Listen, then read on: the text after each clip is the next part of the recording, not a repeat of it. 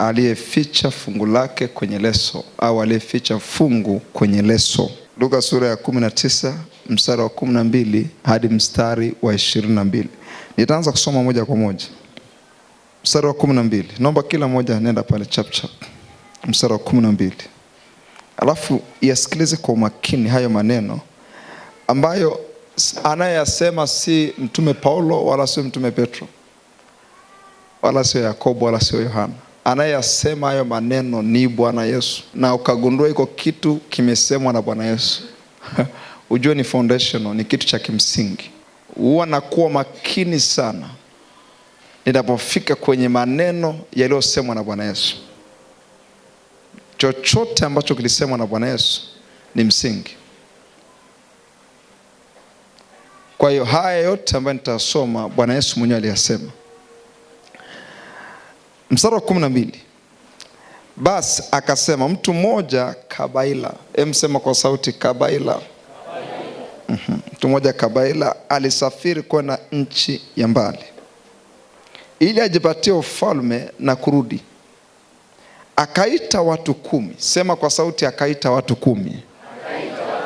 Good. Akaita watu 10 katika watumwa wake, akawapa mafungu 10 ya fedha. Akawaambia, angalia haya maneno ambayo Bwana Yesu anasema, fanyeni biashara hata nitakapokuja. Yesu huyo ambaye ni Bwana Mwokozi wa maisha yako anasema fanyeni biashara hata nitakapokuja. Lakini watu wa mji wake walimchukia, wakatuma wajumbe kumfuata na kusema, hatumtaki huyu atutawale. Mstari wa 15. Ikawa aliporudi ameupata ufalme wake, pamoja na kwamba alikuwa anasema hatumtaki atutawale, lakini aliupata ufalme wake. Aliamuru waitwe wale watumwa aliowapa fedha, idadi yao ni 10, naamini unakumbuka, ili ajue faida aliyowapa kila mtu kwa biashara yake aliyopata, ili ajue faida aliyopata kila mtu kwa biashara yake. Maneno yote ni ya muhimu haya. Ili ajue faida aliyopata kila mmoja kwa biashara yake au kwa kazi yake. Yaangalie kwa jicho la tofauti, yatakusaidia sana. Ili ajue faida aliyopata, ili ajue faida aliyopata kila mmoja, faida aliyopata kila mmoja kwa biashara yake. Akaja wa kwanza akasema, Bwana, fungu lako limeleta faida ya mafungu 10 zaidi. Mstari wa 17, angalia comment yake, recommendation yake. Akamwambia, vema mtumwa mwema, kwa vile ulivyokuwa mwaminifu katika neno lilodogo. Hakuna kitu nakisisitiza sana ndani ya kanisa kama hiki. Kama ulivyokuwa mwaminifu katika neno lilodogo. Najua tunaishi kwenye kizazi ambacho utakuta kijana amekaa kanisani, anaamini ya kwamba Mungu anaweza kumletea milioni 10 hapa alafu akaanza biashara ya spare za magari just overnight. Moja kitu ambacho hatujakielewa kwa kina kutokea kwenye Biblia ni kwamba Mungu hafanyagi mambo makubwa kutokea kwenye mambo makubwa. Mungu hafanyagi mambo makubwa kuanzia kwenye mambo makubwa. Mungu anafanyaga mambo makubwa kuanzia kwenye mambo madogo, wakati mwingine manyonge kabisa ambayo hayakufurahishi. Anamwambia wewe mtumwa, ulikuwa mwaminifu kwa lile neno lilo dogo. I love it. Uwe na mamlaka juu ya miji 10. Alikuwa mwaminifu kwa neno dogo, anapewa mamlaka juu ya miji 10. Mstari wa 18, akaja wa pili akasema, Bwana, fungu lako limeleta mafungu 5 faida. Akamwambia huyu naye, wewe uwe juu ya miji 5. Naye alikuwa mwaminifu kwa kiwango chake pia. Akaja mwingine akasema, Bwana, sema akaja mwingine. Ndio somo letu la siku. Mstari wa 20 ndio somo letu la asubuhi kwa siku 5. Akaja mwingine. Yaani hapo nakufungua kwa huyo mwingine. Yaani nikimaliza hapa hizo siku 5 na kutoa kwenye huyo, akaja mwingine na kupeleka kwenye yule wa kwanza. Ndio biashara nilionayo hapa. Akaja mwingine akasema, Bwana, hili ndilo fungu lako ambalo nililiweka akiba katika leso, kwa maana nilikogopa Kwa kuwa huu mtu mgumu. Nani alikwambia kwamba maskini hawana kiburi? Alikudanganya. Watu wenye viburi kuliko wote hapa duniani ni maskini. Aliyekwambia matajiri wana kiburi alikudanganya. Maskini anaweza kupita na baiskeli akawaangalia, msije mkaiba baiskeli yangu. Hapo anasahau kuna watu wamekaa hapo na magari. Chaki huyu ndugu yani anapomwambia bosi wake, naliweka akiba katika leso kwa maana nalikogopa kwa kuwa huu mtu mgumu. Waondoa usichoweka, wavuna usichopanda. Terrible. Akamwambia nitakuhukumu. Bosi anamwambia sasa huyo mtumwa aliyeficha fungu lake katika leso, nitakuhukumu kwa kinywa chako. Nataka uone haya maneno ambayo siku moja niliyasoma almost kulia. Mtumwa mwovu wewe, ulijua kuwa mimi ni mtu mgumu, niondoaye nisichoweka na kuvuna nisichopanda. Basi mbona ukuiweka fedha yangu kwa watoao riba? Hawezi akawa mtu mbaya huyu bosi. Akupe fungu alafu akupe na idea. Kwa nini usingeweka hiyo fedha kwa watoao riba? Pamoja na kwamba anamwaccuse, anamlaumu na kumrushia maneno yasiyofaa, ili ni japo nipate pamoja na faida yake. Akamwambia yule simama karibu, mnyang'anyeni hilo fungu mkampe yule wa mafungu 10. Nataka umuone mtu wa mafungu 10 kwa namna tofauti. Nataka niwatoe asilimia kubwa ya watu kutoka kwenye huyu mtu. Wengi nikishaanza kufundisha vizuri utagundua asilimia kubwa ya watu wako kwa huyu. Wakamwambia bwana anayo mafungu 10. Wakaenda kumwambia yule bosi kwamba hasa tunampaje yule wa mafungu 10? Anayo tayari mafungu 10. Hasa tunampaje tena? Check recommendation ya huyu boss. Na waambia kila aliye na kitu atapewa. Alafu bali yule asiye na kitu, msome kwa sauti, atafanyaje? Atanyang'anywa hata alicho nacho. Hata alicho nacho. Alafu tena wale adui zangu wasiotaka ni watawale waleteni hapa, wachinjeni mbele yangu. Alipokwisha kusema haya, walitangulia mbele, akapanda kwenda Yerusalemu. Nisaidie kusema kwa sauti, aliyeficha fungu kwenye leso. Sema kwa sauti kubwa, aliyeficha fungu kwenye leso.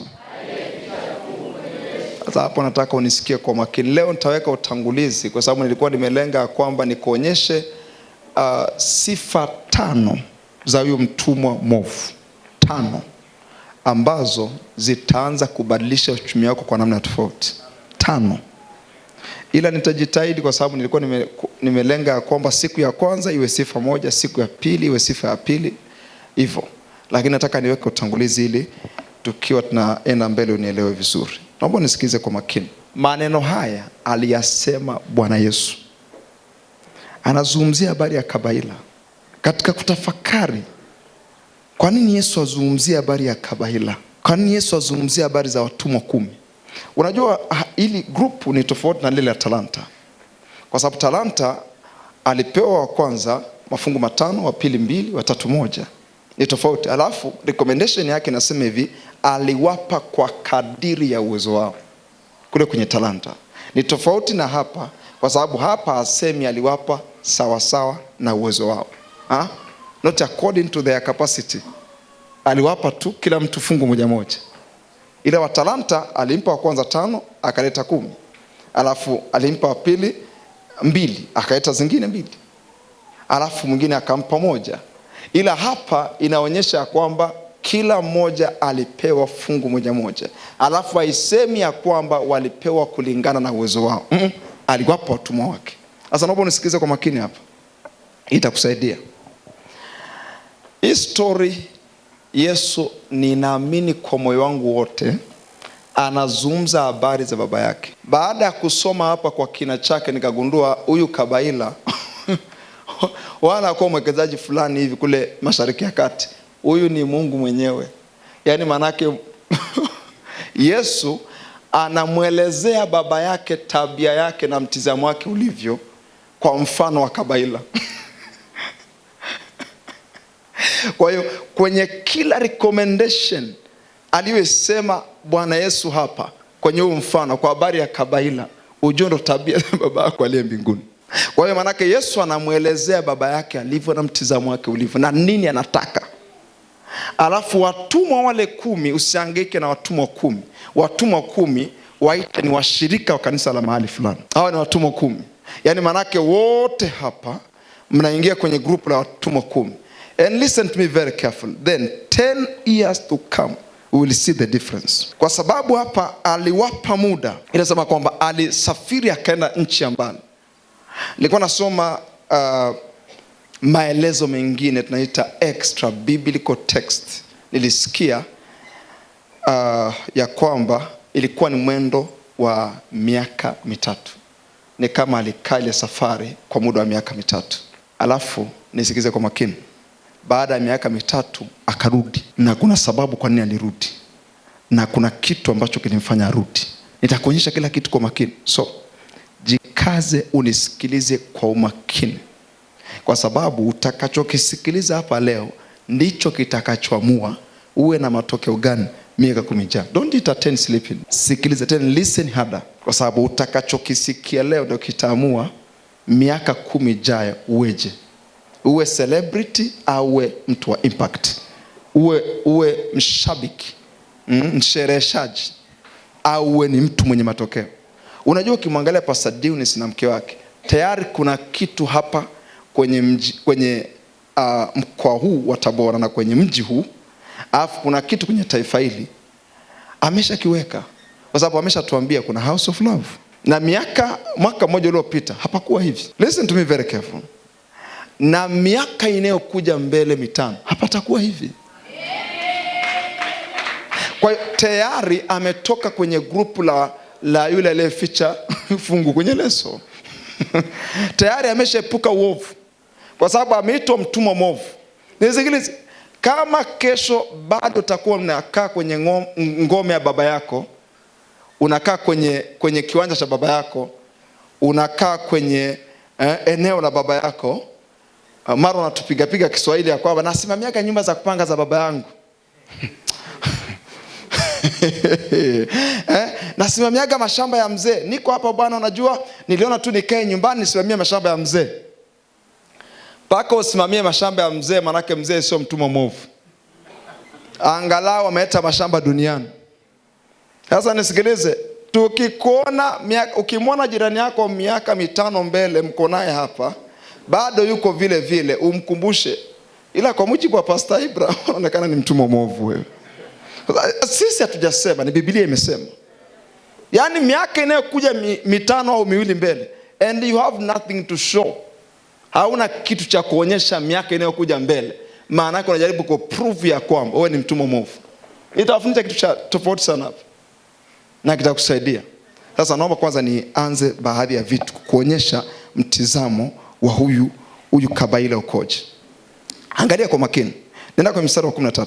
Akawaita watumwa 10 katika watumwa wake, akawapa mafungu 10 ya fedha, akawaambia fanyeni biashara hata nitakapokuja.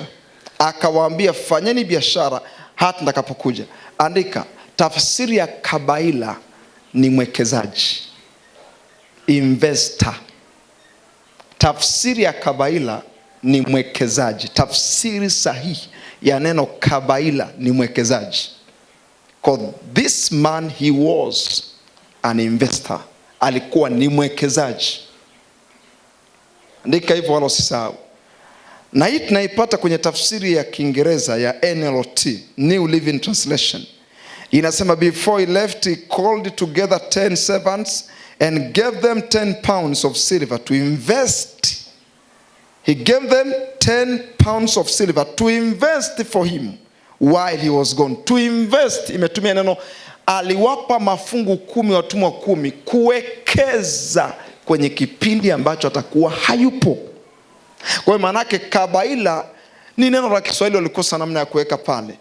Watafsiri wa kutoka kwenye Kiingereza King James kuja kwenye Kiswahili, lakini neno zuri lipaswa kuwa hivi, mwekezaji.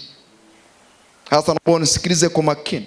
Maana yake nataka nianze kuchukua kwenye hatua moja kwenda hatua nyingine ya kifahamu. Unapata picha gani? Yesu anatuonyesha sifa ya ajabu sana ya Mungu kwamba huyu Mungu tunayemtumikia si tu Mungu ambaye anahitaji ibada na sifa. Nawaambiaga Wakristo Mungu hajakuabudu ili umsifu. Ukiwaambia kwa Kristo hivyo, wanakukazia macho, kwa sababu hawajasoma Biblia, wamesikia wimbo wa Angela Chibalonza. Wakristo wengi hawajui Biblia inasemaje, ila wanajua nyimbo zinasemaje. Angela Chibalonza aliimba akasema, uliniumba nikuabudu, uliniumba nikuabudu, oh, uliniumba nikuabudu. Basi na wewe unatafsiri kichwani inakwambia kwamba Mungu alikuumba uabudu. Umejidanganya. Mungu hakuumba mtu wa maabudu. Hakuumba mtu wa maabudu. Soma Biblia yako vizuri. Nenda kaangalie kwenye kusudi mama la uumbaji wa mwanadamu, kama utakuta ibada mle ndani. Ibada sio kusudi la kuumba wewe. Biblia inasema hivi, Mungu akamfanya mtu kwa mfano wake na kwa sura yake, alafu akawaambia wakatawale. So manake God created you to dominate.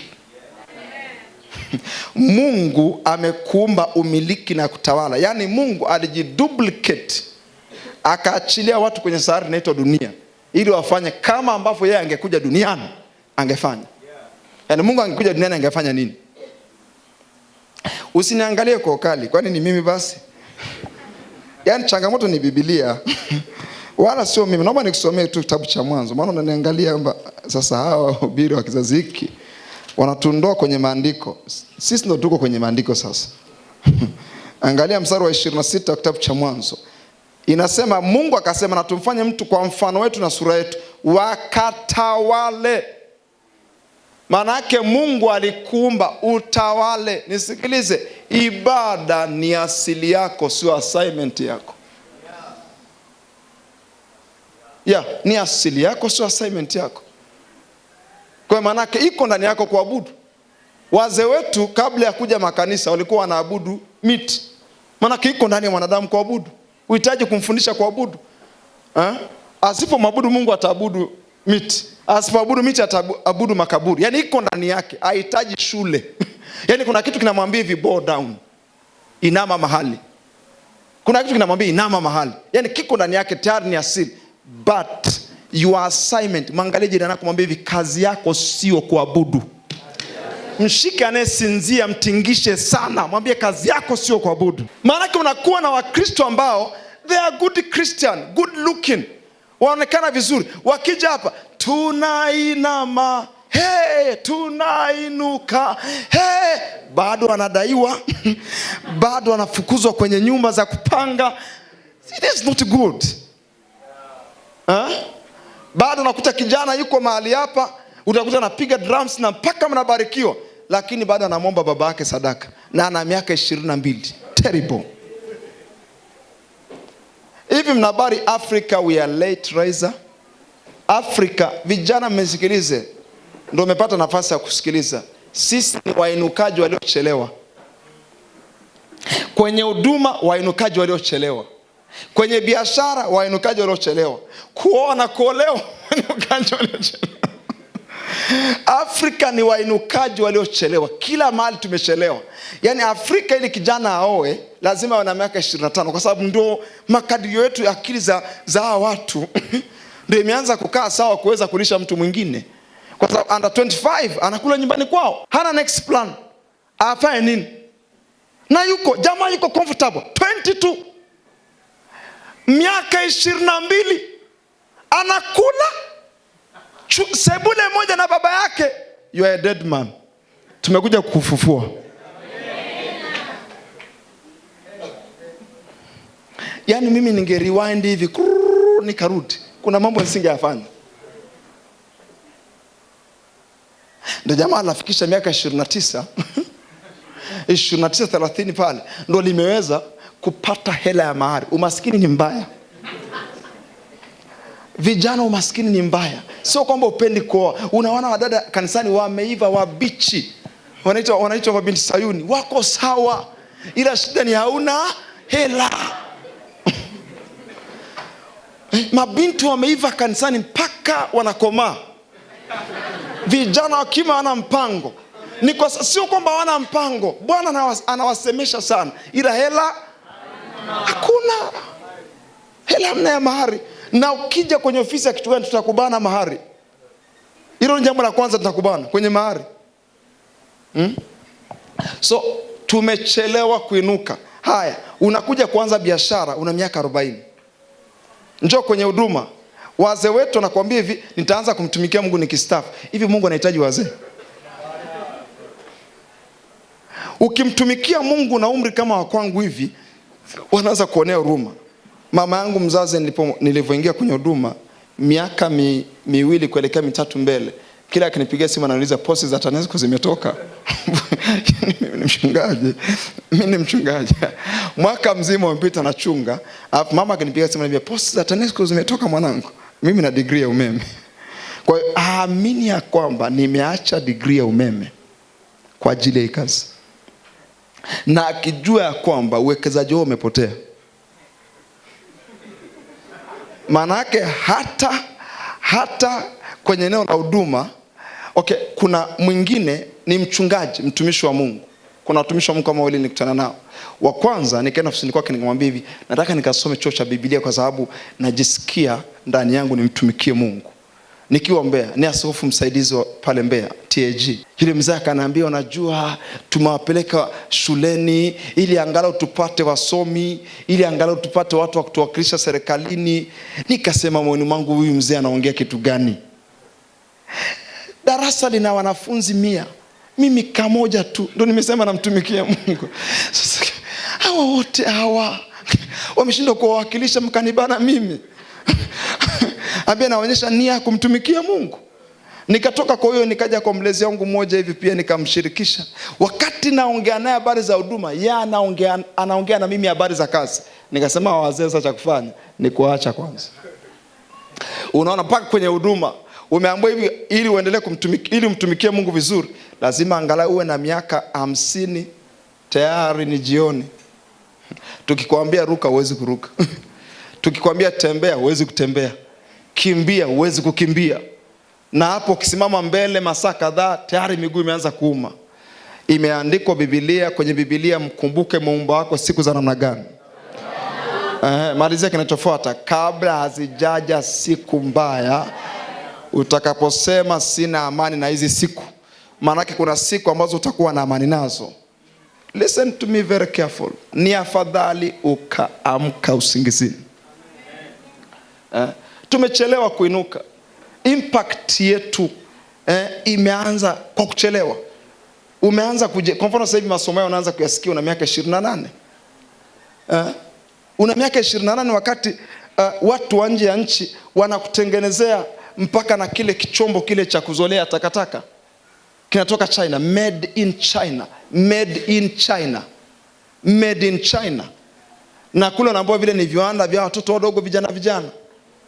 Wala sio viwanda hivi vikubwa vya kitaifa. Jaribu kufikiria, Tanzania mnaletewa bidhaa za vijana ambao wako VETA. Ndio zinakuja na makontena huku. Hao ni vijana ambao wanafanya mazoezi. Hizo sio bidhaa za kitaifa. Bidhaa za kitaifa zinaenda Uingereza, zinaenda Marekani. Nyinyi huko lazima mwelete project mbalimbali. Na wanakuja kukaa huku.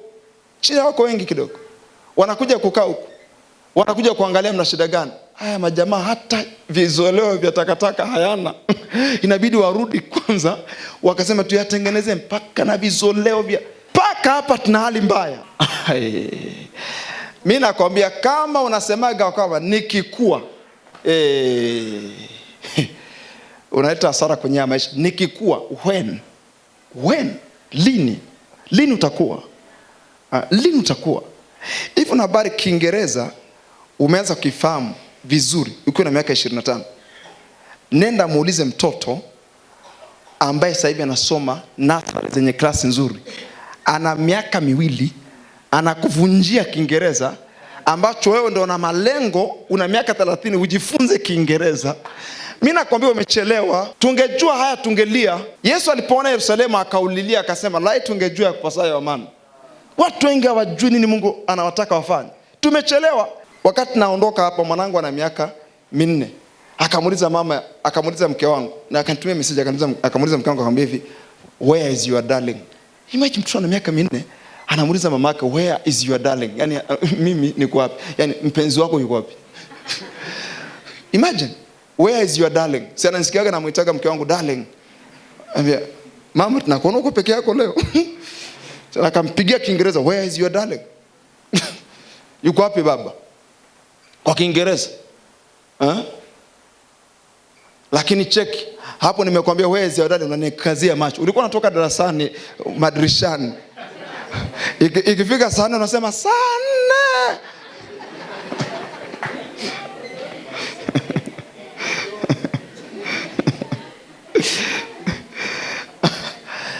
Tumechelewa kuinuka, kwa lazima tufanye haraka. Mshike jirani yako mkono, mwambie lazima tuchangamke. Lazima tuchangamshe miji. Mantarabasai. Lazima tuchangamshe taifa. Mshike jirani yako mwambie lazima tuchangamke. Mwambie lazima tuchangamshe miji. Mwambie lazima tuchangamshe nchi. Ndio wakati Pastor Deunis unakuwa na kijana mwenye miaka 25 anaenda zake Dubai, anaenda zake China. Anakuja na makontena ya bidhaa. Naomba niwape hasira. Mniangalie vizuri usoni, niwape hasira. Hii itawakasirisha. Mnafahamu wale wanaofanyaga biashara za vifaa vya simu pale mjini? Protector wanauziaga shilingi ngapi? 5,000 kwa 10,000. Ni kwa sababu ni mtu wa Tabora. Pastor Deunis, protector China zinauzwa kwa kilo. Yani wakiweka lile jiwe la kilo, wanaweka protector kama wanavyoweka sukari. Alafu ndo wanatoa 1,000. Alafu mwanaume anakuja kuweka protector ziko 100. Kwa washamba wa Tabora 100. Anatembea Range Rover. Kijana wangu mmoja yuko pale Kahama, nikiendaga dukani kununua protector, ananunua 1,000 pastor. 1,000. Anambia, "We vipi bwana?" Akaniambia, "Baba, haya yanauzwa kwa kilo China." Unaelewa, wale watu waliochangamka wakatoka nje ya nchi. Wakawahi. Wakaanza kuletea makontena. Hivi unajua ni mabilionea kiasi gani? Alafu wewe unakaa uko nasema hivi, nina degree, nasubiria niajiriwe, sijui na TRA. What are we talking about? People, they are making billions of money. Alafu nakuja hapa, huna picha yote ndani yako. Unakuja kutuimbia tu hainuliwe. Si hatuhitaji ucheze, tunahitaji matokeo. Bwana wa ametenda mema. Unajua yule ndugu wavunja bei akija akiwaona hivi mnavocheza, sasa mimi naomba niondoke kwenye kanisa. Unaona watu kanisani, mtu anatoa shuhuda kwa sababu ameolewa. Mchungaji, niko hapa kumshukuru Mungu, kwa kweli haikuwa rahisi. Kufanyaje? Sijaelewa, haikuwa rahisi kufanyaje?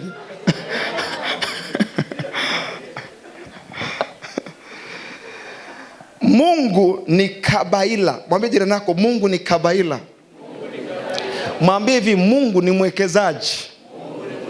Mwambie kuna vitu amewekeza ndani yako. Mwambie anaona ni hasara kama vionekani, kama vifanyi kazi. God is an investor. Unaweza kujiona hivi, lakini Mungu amewekeza vitu ndani yako. Kuna fungu Mungu ameliweka ndani yako. Hata kama hajaweka mafungu mengi, kuna fungu Mungu ameliweka ndani yako. Wanawake mlioko mahali hapa, binti mlioko mahali hapa, nisikizeni kwa makini. Hakuna sehemu kwenye Biblia imeandikwa kwamba mwanamke lazima awe goalkeeper. Hajaandikwa popote kwamba mwanamke lazima awe ni mtu wa kusubiri hela. Bwana akawabarikia, akawaambia zaeni. Kwa manake akawabarikia ilikuwa ni man and woman. Kwa manake mwanamke alibarikiwa kwa baraka sawa ya kiuzalishaji na mwanaume. Mwanamke alibarikiwa kwa baraka sawa ya kiuzalishaji, ya kuongezeka, ya kujaza. Manake ladies, girls, wadada mlioko mahali hapa, Mungu anaweza kutupia wazo kwenye moyo wako. likajaza Tabora.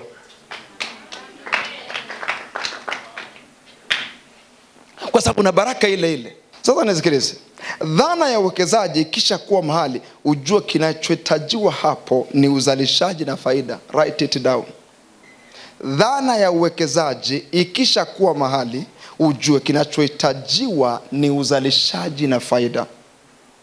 Kama umeshajua leo ya kwamba Mungu ni mwekezaji, basi utajua anachokitaka kwako ni uzalishe na ulete faida. Sitaki ulisahau hili. Andika kila moja. Andika kila moja. Hapa sasa naenda kwenye umuhimu wa somo na uzito wa somo. Naomba nirudie tena. Dhana ya uwekezaji kisha kuwa mahali, ujue kinachohitajika ni kitu gani? Sijawasikia, ni kitu gani? Uzalishaji na faida. Maanake Mungu kama amewekeza kitu ndani yako, anataka mambo mawili. Anataka kizae, alafu anataka kilete faida. Hakuna mwanadamu mtupu duniani. Hakuna mwanadamu wa hasara duniani. Kila ambaye Mungu alimruhusu atoke tumbo la mamake na akaja duniani, hakuna mtu wa hasara. Kuna kitu Mungu alikiweka ndani yake.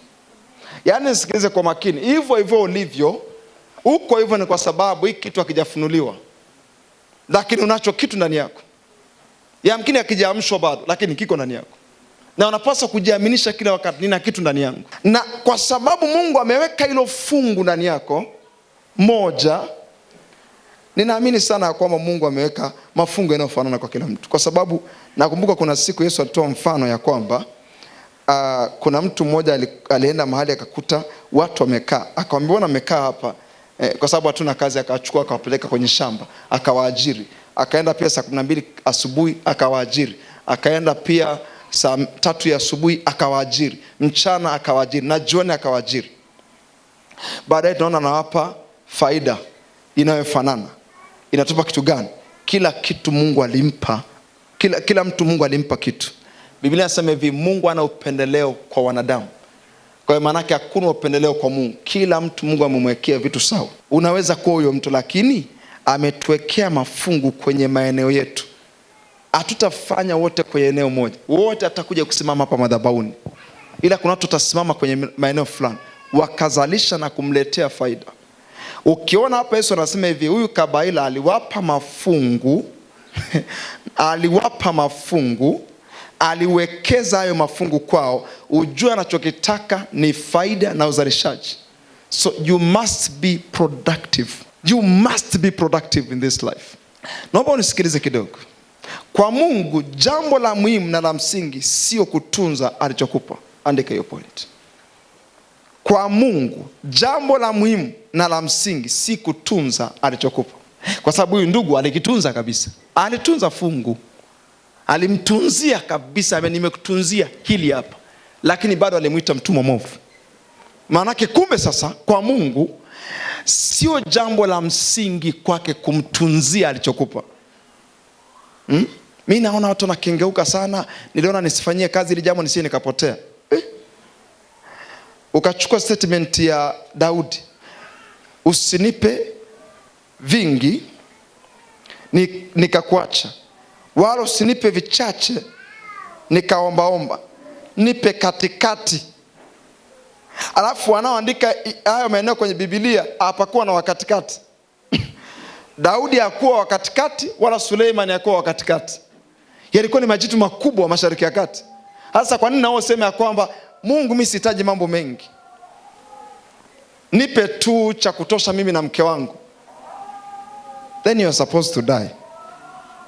Afadhali ungekufa. Yaani kama unaishi kwa ajili hiyo, maana tunaita comfort zone. Hakuna eneo baya, mniangalie vizuri vijana. Hakuna eneo baya kwenye maisha la kulishi kama eneo ambalo linaitwa comfort zone. Comfort zone ni eneo la faraja. Eneo la faraja ni kula, kunywa, kuvaa na kupata mahali pa kulala. That is comfort zone. Kwa kimwacha Mungu akupe kazi pale CRDB, alafu kazi kale kakakupa gari, kakakupa nguo nzuri, kakakupa mke mzuri, alafu ukamaliza pale, maanake utakuwa haujaishi nje ya alichokiishi ndege. Ukiishi kwenye comfort zone utapewa sawa sana alichopewa ndege. ila wewe uliamuriwa utawale ndege. Nyinyi mjanielewa cha kusema. Na maanisha hivi, Yesu alisema hivi, mnaona wa ndege wa angani? Mnaona Mungu wa mbinguni huwavika, alafu Mungu anawapaga chakula. Hawapandi wala wavuni wala wakusanyi ghalani, lakini Baba wa mbinguni huwalisha hao. Alafu akasemaje? Ninyi je, si bora kupita hao? Manake wewe ni bora kupita ndege. You are not supposed to live in comfort zone. Kuishi kwa eneo la faraja ni kulishwa, kuvishwa na kulalishwa. Alisema ninyi bora kuliko wao. Manake nini? Ubora wako ni pale utakapoanza kufanya mambo ya kumtawala. Ubora wa mwanadamu ni anapoanza kutawala. Lakini oh my God, unapoanza kuweza tu kula, kunywa, kulala vizuri na kuamka vizuri, Mungu mbinguni anasemaje? Hujaweza kuishi nje anachokiishi ndege. Manake wewe na ndege naona kwenye klasi moja. Fikra zangu na moyo wangu, weka idea, weka jamu ndani yangu ambao utanipa kutawala kwenye mji huu. Kama unaamini ungesema amen. Mshike jirani yako mkono, akae vizuri. Msaidie akae vizuri. Kila mmoja kuanzia kule nyuma, kila mmoja. Huyu ndugu hakula wala hakuharibu wala kuipoteza ile hela. Alienda aliifunika kwenye leso, akaificha, akaiweka pale. Alafu bosi anakuja anawaambiaje? Mtumwa mwovu, nitakuhukumu. Sasa unamhukumuje? Sema kutunzia cha kwako. Listen to me very carefully. Takuonyesha mbele ya kwamba God is profit minded God. Mungu ni Mungu mwenye akili ya faida, so mwenye akili ya kutunziwa. Yohana sura 15 mstari 16. Biblia inasema si ninyi mlionichagua mimi, bali ni mimi ndiye niliyewachagua ninyi. Alafu mwende mkanizalie matunda, na yale matunda yakae, ili mwombalo Baba wa mbinguni awape. Kuna kitu kirahisi pale. Listen to me very careful. Kuna kitu kirahisi pale. Mungu alikuchagua si uwe mshirika wa kanisa la House of Love. Mungu alikuchagua si uwe mshirika wa Pastor Dionis. Mungu alikuchagua ili umzalie matunda. Wakati anasema hivi, nitaanza na wewe. Wakati wenzako wale vijana wenzako wajaokoka, akaanza na wewe. Akasema Matthew, naanza kuchukua wewe. Njoo kwanza wewe. Mungu alikuwa anasema hivi, ninakuchagua kwa sababu nataka uanze kuleta aina fulani za uzalishaji. Mungu alituchagua, nataka nirudie hapa ili ieleweke vizuri. Alikuchagua ili umzalie matunda. Kwa maana yake Mungu hakuchagua uje kumwimbia tu, alikuchagua uje kumzalia matunda. Naomba nirudie. Mungu alikuchagua umzalie matunda. Naomba nirudie tena. Mungu alikuchagua uzae. Maneno mazito sana. Alafu na matunda yale yakikaa, ili mkimwomba Baba wa mbinguni awajibu. Hivi nafikiri Pastor Dennis, tukiweza tukautengeneza huo mstari vizuri, tukizaa matunda vizuri, takalomwomba Baba atatujibu. Yule kijana akizaa matunda vizuri kwenye biashara, akawa bilionea. Hivi nafikiri mkimwomba Mungu awape uwanja wa milioni 500, atafanyaje? Atajibu. Kwa mkizaa matunda kila moja, kila ombi litakuwa ni ombi lilojibiwa. Okay. Kuna watu watakuwa wanakuja wageni kanisani. Kuna watu watakuwa ni maskini. Okay. Watakuwa na maombi wapewe mitaji na namna ya kwanza. Hapa na milionea wako 100 kanisani, na bilionea wako 10 kanisani. Unafikiri kuna unajua bwana, naomba vijana 10. Naomba vijana 10. Nyinyi njooni basi chap chap. Nyinyi si ndio vijana au kuna wazee humu? Tupange foleni, tutamwangalia Pastor Dionis kule. Foleni yani mstari mmoja. Natosha. Hao wameshatosha. Si mnajua mstari mmoja bwana. Kumwangalia Pastor. Wewe unaenda wapi tena? Mstari mmoja hivi. Pastor Dionis, ino foleni ambaye namjia Mungu.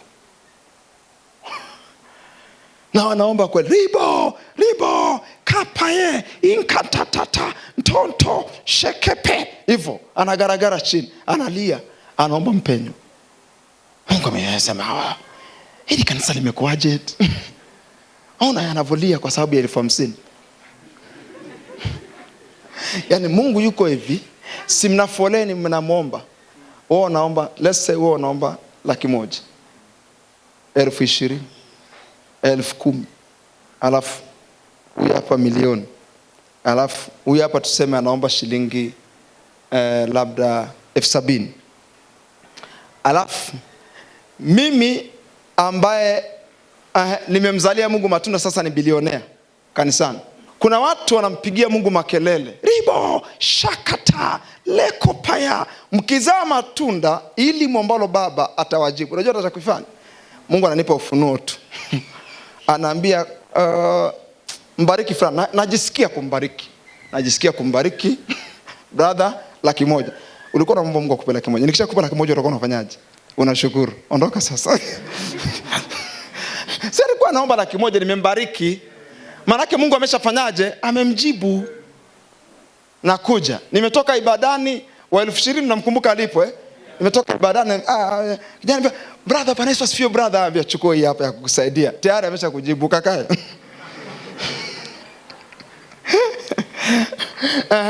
Kwa sababu ni brother mmoja ni bilionea kanisani. Huyu wa milioni huyu hapa anakuja kuongea na mimi ofisini. Unajua brother, nina proposal hii na hii, ningepata 1,000,000 ningevunja hapa na hapa hivi. Wow. Kuna washirika wenzangu wana akili nzima kama hizi. Fungu hilo hapo, 1,000,000 ukakae. Umeona? Mungu hajashuka, ni ndugu mmoja anafanya mambo. Sio Mungu ameshuka hapo. Kuna ndugu mmoja aliyemzalia Mungu matunda. Huyo hapa 50,000 anasumbua, yani brother, nyumbani kwetu njoo kafanye kazi kwenye ofisi yangu.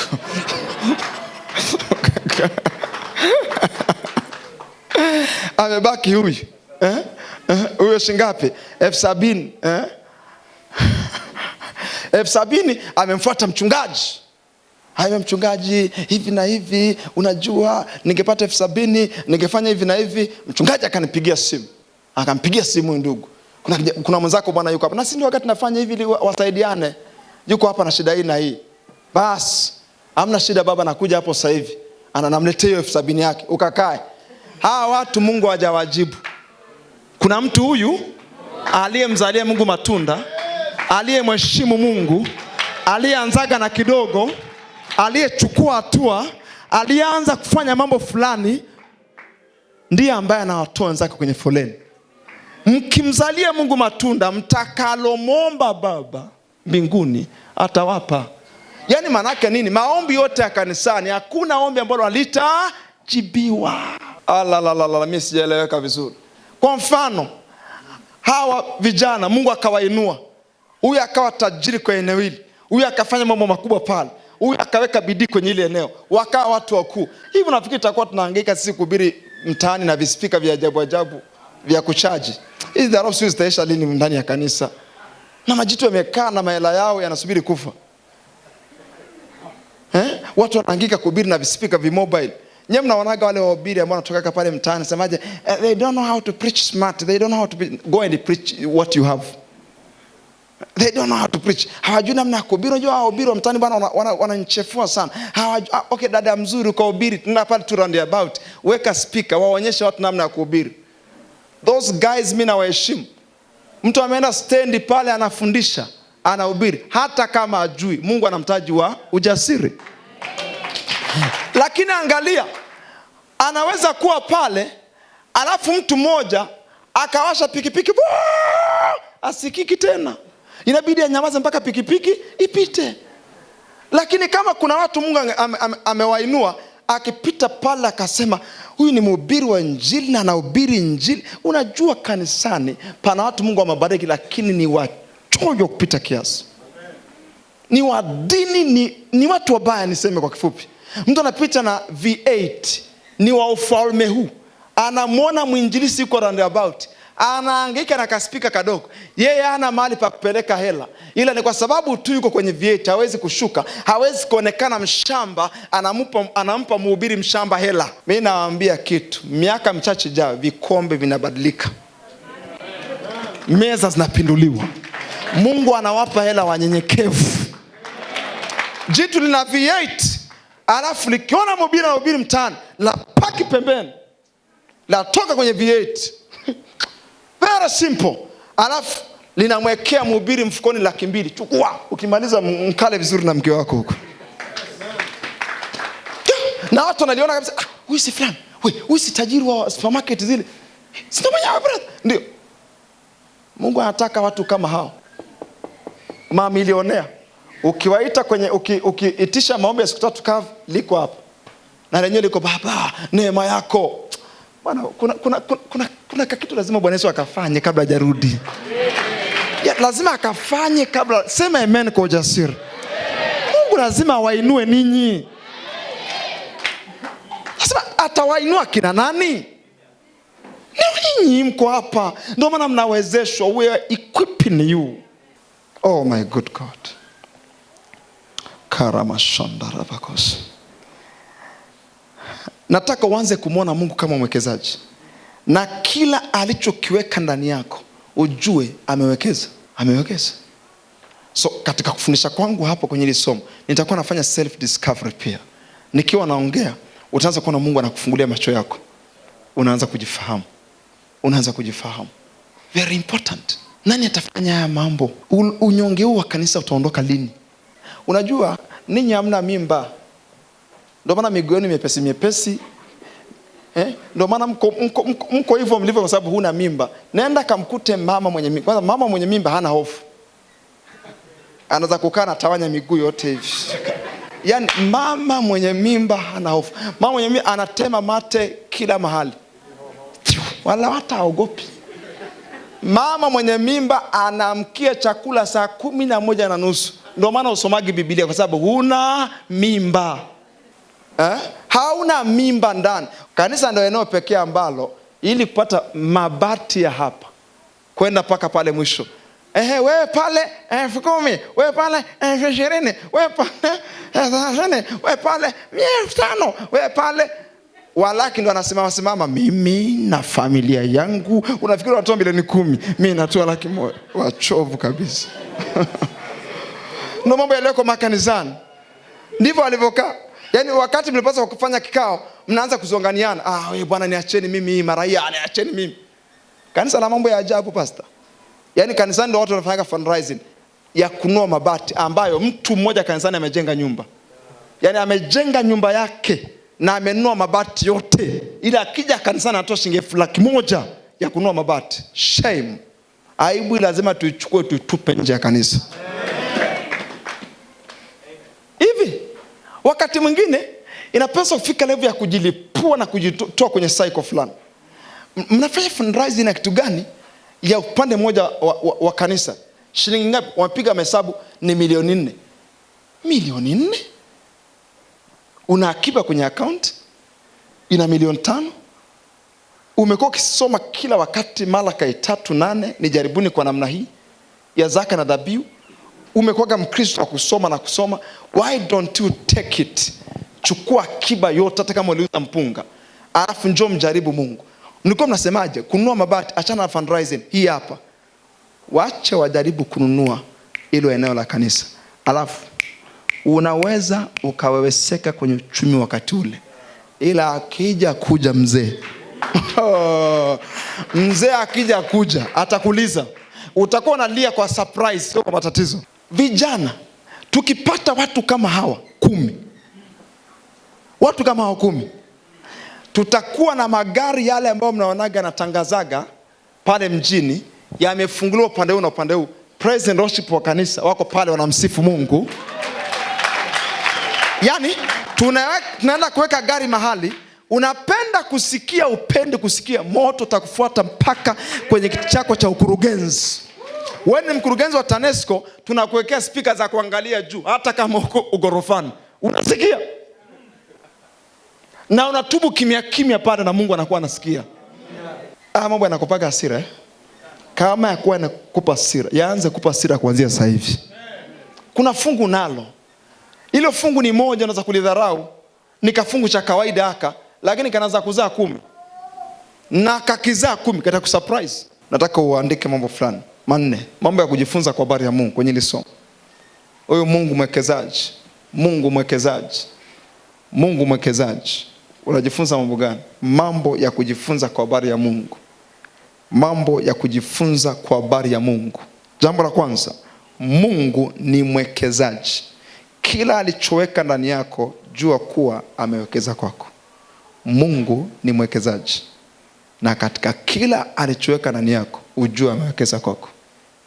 Leo ukitoka hapa, ujue na kujua Mungu ni mwekezaji. Na kwenye kila alichoweka ndani yako, ujue amewekeza kwako. Vijana wa vyombo mnanisikiliza? Haya mambo yanawahusu. Yanawahusu vijana wa vyombo, yanawahusu sana. Yanawahusu kabisa 100%. Kwaya, haya mambo yanawahusu. Yanawahusu kabisa. Ya sababu hataki kesho nisiendelee kuongea. Mungu ni mwekezaji. Kila alichoweka ndani yako, jua kuwa amewekeza kwako. Chochote ambacho ameweka ndani yako, ujue amewekeza. Na tulishasema hivi, kama patakuwa na dhana ya uwekezaji, patakuwa na mambo mawili ambayo yanahitajika. Jambo la kwanza ni uzalishaji, jambo la pili ni faida. Are we together? Yeah. Jambo la pili kwa habari ya Mungu. Kila alichoweka Mungu ndani yako, kifanye katika mfumo wa biashara. Kila alichoweka Mungu ndani yako, kifanye katika mfumo wa biashara. Tumejuaje? Anawaambia fanyeni biashara mpaka nitakapokuja. Kila alichoweka ndani yako, kifanye katika mfumo wa biashara. Hata na sisi wachungaji, huduma inaanza kukua ukifanya kama mfanya biashara. Sababu mfanya biashara anaenda kwenye siku husika akitafuta faida. Furaha mfanya biashara ni faida aliyopata ndani ya siku husika. Kwa kama amepata milioni 1 faida, atakuja na furaha sana kwa sababu amepata faida. Mfanya biashara alienda kufanya biashara na asipate faida, huaga hajisikii vizuri. Kwa hiyo maana yake Mungu anataka ufanye kila kitu kwa mfumo wa biashara. Kwa sababu ukifanya kwa mfumo wa biashara, utajua pana faida. Mithali 14 mstari wa 23. Katika kila kazi kuna faida. Maana hiyo kazi lazima ifanywe kwa mfumo wa biashara. Katika kila kazi kuna faida. Bali maneno matupu huleta hasara. Nisikizeni wanafunzi ambao mko mahali hapa, wanafunzi, teenagers ambao mko shule. Ukisoma kama mfanya biashara, utasoma kama anayeleta faida kwenye jamii na kwenye taifa. Yaani maana yake hutasoma kimazoea. Utatafuta kujua kama ambaye anakuja kutuletea faida kwenye jamii. Unajua ndio mambo ambayo hatujaambiwa. Kila mmoja naomba ajikaze anisikilize. Naomba nitoe story hii ambayo itakusaidia. Kila mtu ajikaze, naomba unisikilize. Kaa vizuri nisikilize. Kaa vizuri. Kila mtu kaa kwa heshima kanisani. Vizuri. Yeah. Hiyo ndio namna ambayo itakusaidia pia kuelewa na kutokusinzia ovyo ovyo kanisani. Kaa vizuri. Listen. Pastor, kuna mtu mmoja anaitwa Nikola Tesla. Nikola Tesla ndiye ambaye alivumbua alternating current, umeme wa TANESCO ambao unaweza kusafirisha mbali. Thomas Edison yeye alivumbua direct current, DC, umeme wa betri. Umeme ambao tunaita DC current. Umeme ambao tunatumia umeme ambao huwezi kusafiri. Kama umeme ambao unatumika kwenye vifaa, kwa mfano kama speaker ya kucharge, DC current. Yeye alivumbua ile DC current, direct current. Sasa hii direct current ilikuwa na changamoto ya usafirishaji. Ukisafirisha kwenda mbali, inapoteza current nyingi, ina lose current. Sasa huyu ndugu Nikola Tesla alikuwa ni mtoto wa mchungaji. Listen to me very careful. Mama yake, mama mchungaji, alikuwa ni moja ya wanadamu very bright. Alikuwa na akili nyingi. Akamfuata akamwambia hivi, mwanangu Nikola, fanya kitu kwenye dunia yako ambacho kitakuwa ukombozi wa milele kwa dunia yako. Mama alimchukua mtoto akamwambia hivi, ifanyie kitu dunia yako kimoja tu ambacho hakitasahaulika milele. Mtoto akamsikia mama, mtoto wa mchungaji akamsikia mama. Alipomsikia mama, akafanya kitu. Nikola Tesla akaingia kwenye workshop, akakaa. Nikola Tesla hakuoa wala kuzaa watoto. Isaac Newton hakuoa wala kuzaa watoto. Kila ambaye kuna connection kati ya uzinzi na umaskini na ukiwa na kusahaulika milele. Listen to me. Hawa ndugu hata ule muda hivi najiulizeka, kizazi hiki Huo muda wa kukaa kwenye TikTok, watu wanacheka, Kasongo yeye, mtu amekaa masaa 3 ya Kasongo, ya kelele, ya kutingishiwa makalio, ya 3 hours mpaka bano linakata. Likikata sasa ndo anafunguliwa, yuko huru. Imagine paka kanisani mtu kwa kwenye social media.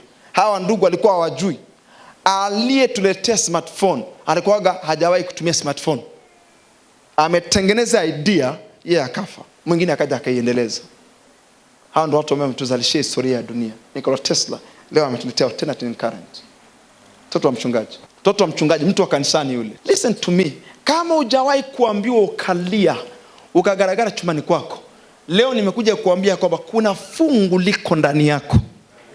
Ile siku tunahukumiwa kwenye kiti cha Kristo. Unajua kuna viti viwili. Kuna kiti kikubwa cheupe ambacho Mungu atawahubiri watenda dhambi. Alafu na kiti kikuu cha Kristo, the throne of Christ. Kiti kikuu cha Kristo mtahukumiwa sawa sawa na uzalishaji wenu. Nisikilize, Biblia inasema hivi, kazi ya kila mtu kanisani itapimwa. Kuna wengine kazi zenu ni miti, wengine kazi zenu ni udongo, wengine kazi zenu ni chuma, wengine kazi zenu ni yaongeze. Alafu moto utakuwepo pale. Mungu ni moto lao. Alafu unapitisha kazi yako. Mimi nilikuwa ni mchezaji wa praise, mimi nilikuwa ni mwimbaji wa praise. Ukipita hivi unashangaa umekuwa majivu kwa sababu wewe ni mti. Ila kuna mwingine ni dhahabu. Ukimpitisha kwenye moto anang'aa, anakuwa bora kuliko alivyokuwa mwanzoni. Kuna watu wataingia mbinguni na kazi zao ambazo ni dhahabu. Likiingia pale mbinguni unaliona linavong'aa kama dhahabu. Bila sema hivi, na wale wafundishao wengi kutenda haki watang'aa kama mwangaza milele na milele. Yaani kuna majitu ambayo ile siku tunapimwa kwenye kiti cha Kristo Yesu yatang'aa. Alafu kwa sababu walikuwa ni mvivu, inabidi utegemee mwangaza wake. Kuna watu mtenda mbinguni hamna taa. Na mbinguni atakwambia hivi, walipokuwa wanaomba wao walilala, walipoitisha mkesha ulilala. Unatoa wapi mwanga? You are not productive. Mimi naeleweka na watu wa House of Love. Mimi naeleweka na vijana wa mahali hapa. Alagadabashandaraba. Najisikia mimi moto ndani yangu, msiuzime. Najisikia moto ndani yangu. Vijana lazima waanze kukasirika. Huu ndio muda wetu wa kufanya vitu vya ajabu. Sio lazima tu wanasiasa ndio tupindue nchi. Unajua tunahangaika sana kwa sababu Wakristo wengi hawapo kwenye system. Hiyo ni ukweli tu sasa. Tunapiga makelele sana kwa sababu tuko wachache kwenye system. Jaribu kufikiria mabilionea. Jaribu kufikiria namba 1 kitaifa kwenye uchumi ni Mkristo, namba 2 Mkristo, namba 3 Mkristo. Hivi unafahamu kwamba rais ni mfanyabiashara? Mkuu wa mkoa rais ni mwanasiasa. Mkuu wa mkoa ni mwanasiasa. Mkuu wa wilaya ni mwanasiasa. Wale watu mishahara yao ni midogo, wanategemeaga connection. Kwa hiyo maana yake nguvu ya mkuu wa wilaya, kama hujawahi kujua, nguvu ya mkuu wa wilaya ni matajiri walioko ndani ya huo mji. Ndio wanaotegemea. Na akiwaita tu akawaambia hivi tunataka tufanye jambo hili, tayari limeishia hapo hapo. Jaribu kufikiria mabilionea 20 wameokoka. Unafikiri rais, unafikiri anaweza kuwa na, kwa sababu yule jamaa kama Yusufu Arimathaya akamwendea kwa siri Pilato, ambia naomba huo mwili. Akauziki, akauchukua. Cheki wale wa ainuliwe Bwana wameshakimbia. Nani alienda kuchukua mwili? Ni Yusufu wa Arimathaya, mtu tajiri. Ndiye alienda kuchukua mwili wa Bwana Yesu. Maana mwili wa Bwana Yesu kama ungeachwa kwa mikono akina Yakobo na akina Yohana, mwili wa Bwana Yesu ungekuwa kwenye changamoto. Ashukuriwe Mungu kwa sababu Yesu alikuwa anajua cha kufanya. Alijua ndugu, siku nitaondoka hapa watakimbia wote, kwa lazima nianze kuvuna samaki wakubwa kama kina Yusufu.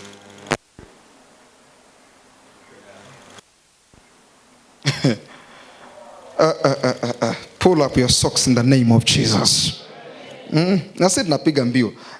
Hata na sisi kwenye uchungaji wetu tunapiga mbio. Fundisha jioni. Nikimaliza hapa atafundisha jioni. aina za uongo ambazo jamii imefanikiwa kuingiza kwa watoto wa Mungu na wanajamii na watu wote ambao wanaona. Kusaidia utabadilika tu kwa lazima. Sababu lengo ni kwamba lazima hawa watu pasadeni si wainuke. Yaani wainuke, lazima watu watuletee vitu fulani ambavyo Biblia inasema jicho halijawahi kuona, sikio halijapata kusikia, wala hajawahi kuingia kwenye moyo wa mwanadamu. Yaani mchungaji wa kanisa hili The House of Love unafunguliwa tawi Mpanda ndani ya miaka miwili la watu 2000.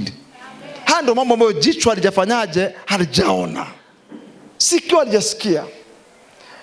Naomba niwaambie kitu ambacho kitakusaidia pia nawe. Hii kitu nyingine hii ambaye naisemaga mara nyingi ya wivu wa Mungu inasaidia sana. Nimeenda mahali kumpelekea barua mchungaji mwenzangu pale Kahama kwa sababu ya wito wa conference moja ilikuwa pale kanisani. Nilipofika pale, tumeenda pale tukafika, hakuna kanisa bwana. Nikamwambia samani, hapa palikuwa na kanisa. Akasema ndio, walikuwa wamekaa kwenye eneo la mtu. Nilijisikia vibaya. Kwa hiyo wamewatoa sio kwao. Wamewapeleka wapi? Wamewapeleka ndo tuanze sasa Bwana. Wakatolewa nje, sio nje ya mji, nje ya mji. Yaani unaziona nyumba ndo ziko kule, ndo wao wako kule. Nilipotoka pale kuna machozi ndani yangu yalimagika. Nikasema Mungu wa Ibrahimu. Unajua haya majina unabidi uyaite vizuri. Mungu wa Isaka. Alafu Mungu wa Yakobo. Watu wakuu, matajiri waliotikisa nchi, mpaka wafalme wa nchi walienda kuwaomba mikataba ya amani kwa ukuu waliokuwa nao. Ndo Mungu tunayemsema. Sisi tunaohamishwa kutoka mjini kwenda nje ya mji. Bora nianzie kujenga nje ya mji, lakini sio kwamba niko mjini nikatolewa kwa sababu hatuna hela. Alafu ndo tunao watu moja kanisani. Katika jina la Yesu, Mungu awainue watu kama hawa wengi. Nasema Mungu awainue watu kama hawa wengi. Sema napokea hiyo neema. Watu wa Tabora ongea kwa sauti. Sema napokea hiyo neema. Usione aibu, sema napokea hiyo neema. Sema Baba nitumie. Sema niko tayari. Sema nitume niende kwa niaba yako. Sema nitume Bwana nikajenge makanisa mimi peke yangu.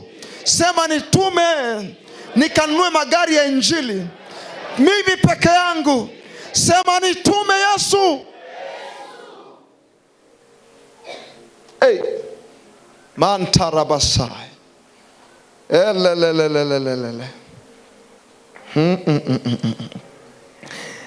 Point 4, mambo ya kujifunza kwa habari ya Mungu. Mungu anataka faida kwenye kila alichokupa. Mungu anataka faida kwenye kila alichokupa. Mambo anayosema siko hapa kujisifia, niko hapa kuonyesha mambo ambayo yaliwahi kubeba moyo wangu na kuonyesha umuhimu wa haya mambo. Mambo ambayo yalinitafakarisha, lazima niweze kushare na wewe. Haya ni mambo ambayo yalichukua moyo wangu akanipa kufikiria sana. Kwamba tungekuwa na watu kama hawa 10 ndani ya kanisa, kila mahali, ili kanisa lingekuaje? Mwili wa Kristo ungekuaje Tanzania? Ungekuaje ulimwengu mzima? Mungu anataka faida kwenye kila alichokupa. Alafu 4, Mungu atakuja kutaka faida ndani ya kipindi fulani cha muda. Atakuja kutaka faida. Maana yake nzuri ni kwamba umekaa hapa kwenye hili kanisa una miaka 3. Kila baada ya miaka 3, kama huyu Kabaila alirudi ndani ya huo muda ili kuja kucheck faida waliozalisha wale watumwa, basi nataka nikufahamishe leo ya kwamba kwenye kila muda fulani Pastor Samuel Mtole, Mungu aganarudi kucheck unazaa. Ndio Yesu akasema hivi, Mungu akawa anadai, huu mzabibu kwenye hili shamba, mbona unaharibu shamba? Kwa sababu kila nikija si ukuti ukizaa matunda. Yesu akaanza kuutetea, uache kidogo tumwagie maji, hata tuweke mbolea kidogo unaweza kuzaa. Maana yake nikwambie kitu, Mungu mara nyingi sana hutaka kuwakata watu fulani kanisani. Anataka kuwakata. Kwa sababu that guy anazini tu na washirika. That guy yupo pale kanisani anatafuta tu washirika wapya. Huyo binti anafanya mambo yasiyofaa. Mwingine ni mbea, anachonganisha huyu na huyu, anaacha kuja kanisani. Sasa Mungu anasemaje? Huu mzabibu mbona unaharibu shamba? Unapaswa kukatwa. Yesu anasemaje? Haka kajamaa akaache tu, akatumia mhubiri fulani. Kwa sababu akamsikia mchungaji wake. Kaacha tu, katakuja kumwagiliwa, katakaa sawa. Yesu mbinguni anaitwa intercessor, mwombezi. Ameketi anatuombea. Mungu anaangalia faida. Mungu ni kabaila. Alafu Yesu na Roho Mtakatifu ni mawakili. Mungu kabaila anasemaje? Nakata mti. Roho Mtakatifu anasemaje? Sasa tulikuwa tumeweka hii plan. Tuupandilie. Yaani hiyo mekanizmu msije kuisema popote, ndio naisema hapa. Mungu anataka faida. Yaani manake huyu mtu anaharibu kanisa, akatwe. Roho Mtakatifu anasema na Yesu, hapana. Hapana, kuna kongamano la vijana la kuja. Anaweza kusaidika. Alafu ile kongamano la pita, Mungu anasemaje? Mnaona? Hajamaliza bado. Hajaacha bado, anaharibu. Yesu anasemaje? Ngoja kidogo. Toweka wazo ndani ya mchungaji wake.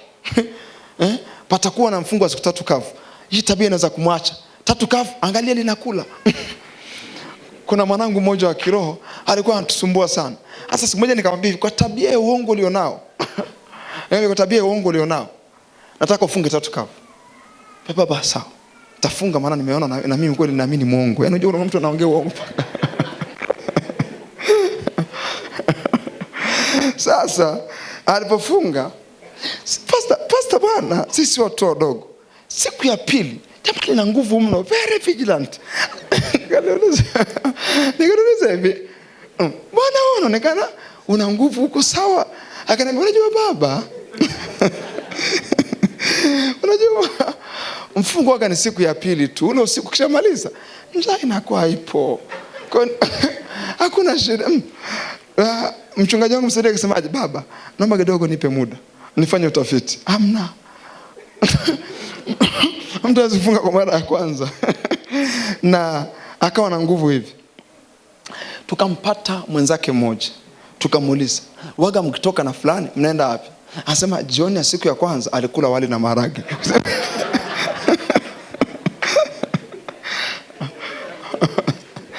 Kwa alienda kwa machimbo fulani ambaye hakuna mshirika mwenzake wa kumuona. Akala kule akashiba. Na siku ya pili akaja ameshiba. Sasa ni jamani la nguvu. Sasa tulivyomuita tukambana kwenye kona, anasema nimefunga baba. Tukamwambia, bwana uache kuongea mpaka hapa. Bwana akasema hivi, kweli nilikula. Unaona sasa mtu kama yule. Mungu mwingine anasemaje? Kata huyo. Kata huyo. Ila Roho Mtakatifu na Bwana Yesu anasema hivi, muache kidogo. Because God is profit minded. Anataka faida. Niwape mfano mwingine wakati naelekea kumaliza. Halo. Halo. Vijana lazima muwe hai. Sasa huu nafikiri ni mfano ambao nafikiri utakuweka sawa na utakujengea nidhamu. Listen to me very carefully. Nasoma kitabu cha Kenneth Hagin, nikaona hii story. Kenneth Hagin ni mtumishi wa Mungu mmoja, alikuwa miaka nyuma Marekani, na ni mtu wa uamsho ambaye ametuletea uamsho mkubwa duniani. Kenneth Hagin ameenda kumwombea kijana. Alikuwa ni kijana tu mzuri wa kanisani. Akamwekea mkono. Alikuwa anaumwa, anataka kufa. Ugonjwa ulikuwa umemshika sana. Hasa amwekee mikono ili kumsaidia. Akaona mkono umeondolewa. Unajua ulikuwa umemwekea mtu mkono, alafu mkono unarushwa unaondolewa. Bwana, shetani hawezi kurusha mkono wangu. Hilo tunaelewa kabisa. Nani amerusha mkono wangu? Akaona Mungu ananizuia nimwekee mikono hiyo kijana. Akaenda kuomba, akamwambia Mungu, kwa nini unanizuia nimwekee mikono hiyo kijana? Mungu akamwambia hivi, nataka usikie maneno ambayo Mungu alimwambia.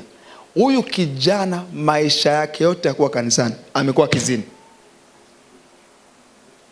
Yaani amefundishwa, ameonywa, ameitwa ofisini, lakini anachezea sana wenzake. Sasa hii ndicho ambacho anakifanya kwake. Na muacha shetani aupige mwili wake afe, na ichukua roho yake. Bwana nikwambia utatubu. Ila umfahamu Mungu ni kabaila. Anakucheki tu. Sababu msalaba huko unazungumza mema ni sawa kabisa, anakucheki. Ila kuna kipindi hapa duniani, sio ile siku, hapa akikucheki unavyoharibu shamba, anasema the better I take of this man. Ni afadhali nimchukue huyu jamani mtoe, Unashangaa mtu anakufa na miaka 25. What happened?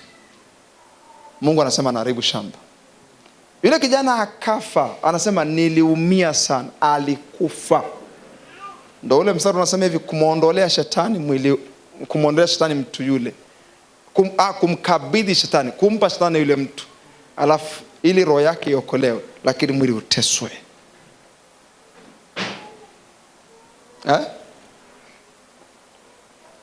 Unapenda counseling. Mara meat of sin. Alifanya hivi, alifanya hivi, alifanya hivi, alifanya hivi. Mbinguni Mungu anasemaje? Bwana anaharibu shamba. Yesu anasema hivi, embo acha kidogo, mchungaji anaanza kuwasuluhisha. Hizi mechi naziangaliaga hizi, mara fulani kagombana na fulani. Ana miezi 4 hajamsamehe mwenzake.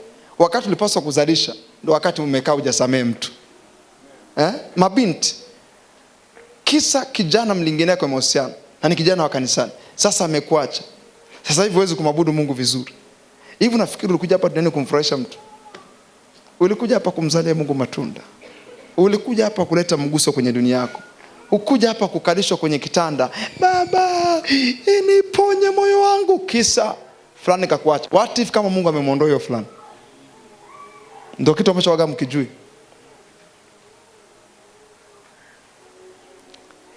Jesus Christ. No. Mantarabasai. Melagada baradekose. Hapa tayari nimeenda masaa 2. Si ndio Pastor Dennis? Tuliafikiana naye ile saa 1:30. Gundua hapa nishaenda masaa 2.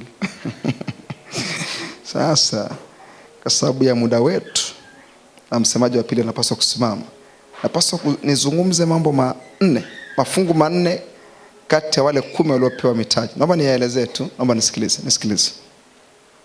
Wakati nasoma iko kitu, namalizia kipengele. Wakati nasoma iko kitu, kila mtu anisikilize hapa. Kila mtu ajikaze anisikilize. Nilijiuliza maswali kadhaa. Walipewa mafungu 10 na wenyewe walikuwa 10. Wa kwanza alizalisha 10. Wa pili akazalisha 5. Wa tatu akarudisha amelifunga kwenye leso. Wale 7 wako wapi? Ndio swali nijiuliza. Wale 7 wako wapi? Si ni logic jamani?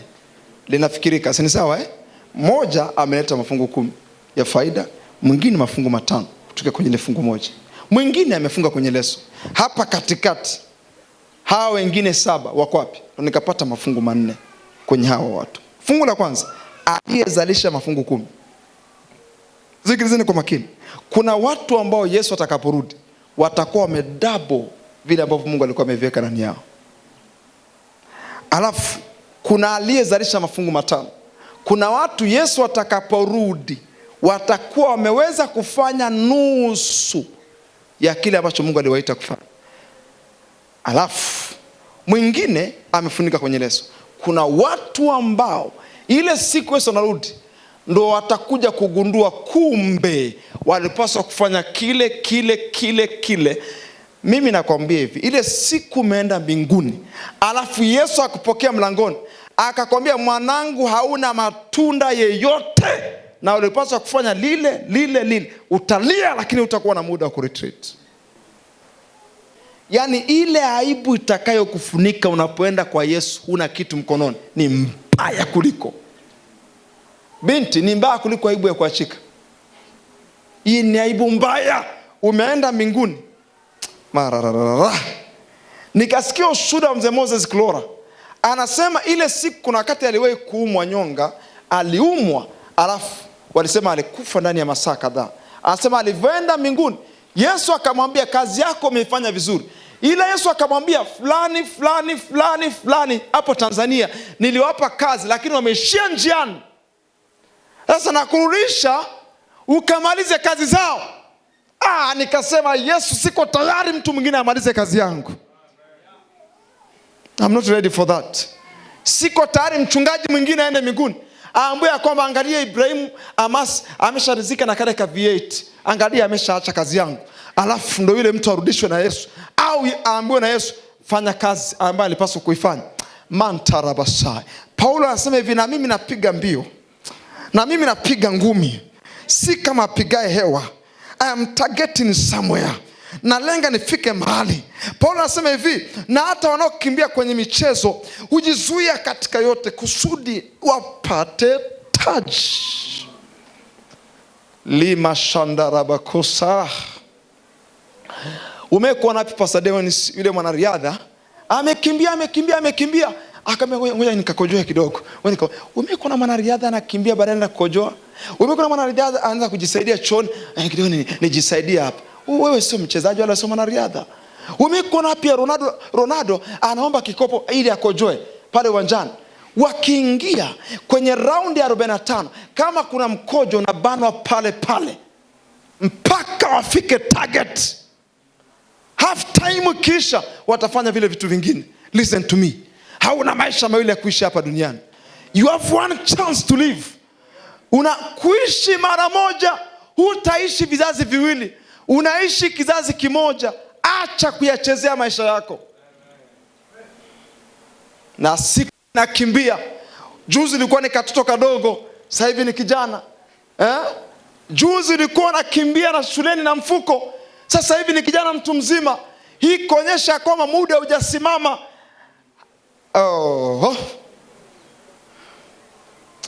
Harabasai. Rikarabasai. Ukiniuliza kwa nini Pastor Ibrahim ikifika saa 9 usiku usingizi wako unaisha? This is the reason. Nikiangalia sina muda. Huyu naishi naye anajua saa 9 saa 10 nimeshawaamsha. Amkeni. We don't have time. Muda unakimbia. Juzi nilikuwa niko single, sasa hivi na watoto. Watatu wanaelekea 4. My good God. Fulani saa 12. Nilikuwa na mawazo kadha wa kadha kwa habari ya wale 7. I have been thinking about wale 7. Wale 7. Nini kilitokea kwao? Bwana hata wasemu na Biblia. Nisikilize kwa makini. Kila mtu tega sikio lako nisikilize. Kuna mambo nilikuwa nimeandika hapa. Aliyezalisha mafungu 10. Nisikilize tu, unaja kuandika. Kuna kitu alikuwa anakijua huyu mtumwa. Kuna maamuzi aliyafanya. Yamkini alichagua biashara nzuri ya kuifanya. Yamkini alifanya kwa bidii. Yamkini alichagua kwa usahihi aifanye wapi. Kuna maamuzi aliyofanya, akazalisha 10. Alafu yule wa 5 pia kuna maamuzi aliyofanya, akazalisha 5. Na yule pia wa 1 aliyefunika kwenye leso, na kuna maamuzi pia aliyofanya. Nikawa na mawazo pia kwa habari ya wale 7 ambao hawasemwi. Naomba unisikilize hapa nikiwa namaliza somo langu. Ukisoma hapo Luka sura 14, 19 mstari wa 14, akasema lakini watu wa mji wake walimchukia, wakatuma wajumbe kumfuata na kusema hatumtaki huyu aje kutawala. Mimi nikawaza kitu. Kwa nini wale 7 waseme? Yamkini wale 7 waliunganika na lile kundi la watu wa mjule waliokuwa wanamchukia. Alafu wakaunganika nao. Sema huyu jamaa ni mtu mbaya sana huyu. Huyu jamaa yuko hivi na hivi na hivi. Wakaingia kwa ile kundi na hawasemwi. Naomba nikupe siri ya ajabu sana ambayo hujaisikia. Niliwahi kusoma story ya wale wapelezi 12 waliotumwa kwenda kuipeleza Kanaani. Nikasoma, nikagundua kitu kimoja. Wale 10 Biblia haiwasemi popote. Yaani manake historia yao ilifutwa na kuna mahali kwenye Biblia wanasemwa tena. Nisikilize kwa makini. Alafu Caleb na Joshua ndo watu wawili ambao tunaona Biblia inawasema hata baada ya upelelezi. Which means kuna maamuzi usipofanya kwenye ya maisha, hata historia yako inaweza kufutika. Mama yako aliwacha na baba yako. Ametupwa, alihangaika kuwalea ninyi. Leo nao unahangaika kuolewa. Leo nao unalia unataka muujiza wa kuolewa. Kijana unatafuta kuajiriwa na nani? Yule ambaye ana hiyo kazi, yeye ametoa hiyo akili wapi? Na wewe ambaye uko ndani ya Kristo, kwa nini huna kitu kama hicho? Kwa nini huwezi kuanza kitu kama hicho? Mungu tunaomba uturehemu. Tumelala sana. Tumefanya jina lako likatukanwa. Wametudharau watu ambao sio wa kutudharau. mandaramo kote esketele megedebere. Baba, hili saa ya uamsho, kabla hujarudi ulisema utukufu wa nyumba yako utakuwa ni mkuu kuliko utukufu wa kwanza. Hatujauona bado. Tumeona tu Wakristo wameajiriwa TRA, wameajiriwa kwenye maofisi mbalimbali, hawana mchango, hawana msaada kwenye kanisa, hawawezi kujenga makanisa, wanatoa michango 10,000. Yesu, unakuja kuchukua kanisa la namna gani? Unakuja kuchukua kanisa la namna gani? Hata ukirudi pana madoa, pana mawaa, bado utukufu haujaonekana. Hey, mimi na moyo wako mbele za Bwana kwa dakika hizi 2 wakati namalizia. Hatujaona bado, lazima tulie ili tuone. Tujaona. Kama ikutokea kwa wazee wetu, tuko hapa vijana. Mungu, tuko hapa vijana, tuko hapa.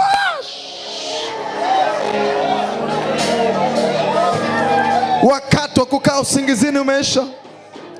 Huu ni wakati wa vijana kuamka. Arise and shine. Inuka uangaze, nuru yako imekuja. Vijana mlioko mahali hapa ambao ni watumishi wa Mungu, nuru imekuja. Huna muda mwingine wa kupoteza. Karamosika taraba. Ulikuwa na biashara huko mahali hapa, nuru ya kufanya kuwa milionea imekuja. Unataka utoke na mimba ya kuwa milionea hapa. Inakutaka utoke na mimba ya kuwa bilionea hapa. Ulikuwa ni mkulima huko mahali hapa, nuru imekuja. Mungu anataka ufanye kilimo kama cha Isaka, kuweza kustabili nuru. This is the time. Msaidie.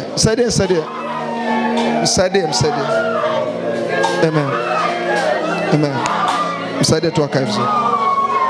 Randa rabakosa. Shakatalaba.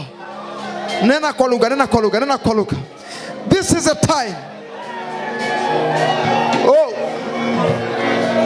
Ulikuwa umefunikwa kwa muda mrefu. Huu ni wakati unapaswa kufunuliwa. Yesu alisema watu hawashi taa na kuweka chini ya kiango, hawaweki uvunguni. Mungu hajakufanya kuwa nuru ili ukae uvunguni, hajakufanya kuwa nuru ili ukae mafichoni. Amekufanya nuru ili uangazie dunia yako, uangazie familia yako, uangazie ukoo wako, uangazie jamaa yako, uangazie ndugu zako. Wale ambao walikuwa hawajaokoka waanze kukuona, waanze kuona kuendelea kwako, waanze kuona matokeo yako, waanze kuona mambo makubwa, waanze kumtukuza Mungu uliyembeba. Rikaramasata. Wanafunzi mlioko mashuleni, Mungu anataka kujinulia wasomi, anataka kujinulia watu wa system, watu watakaoishangaza serikali, watu watakaotumiwa kiintelijensia kwenye serikali mbalimbali.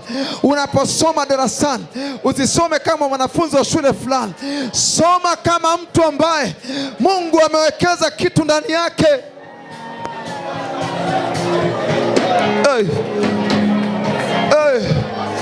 Mungu, tunapoanza hii kambi, Mungu jichagulie watu kwenye kusanyiko hili.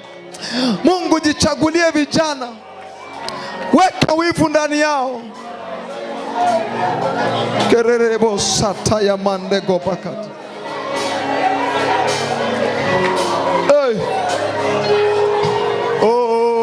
Karabo sata laba. Likaramanda rabagoda baradege ziketeleba. Ya ramakatayaba. Watoto wako wametulia vya kutosha. Watoto wako wamekuwa ni majeshi yaliyolala, mashujaa waliolala, ni akina Gideoni waliofichwa kwenye shinikizo, ni watu wenye wokovu lakini wamefichwa. Baba, ukawa ni wakati wa kuwainua na kuwatoa huko.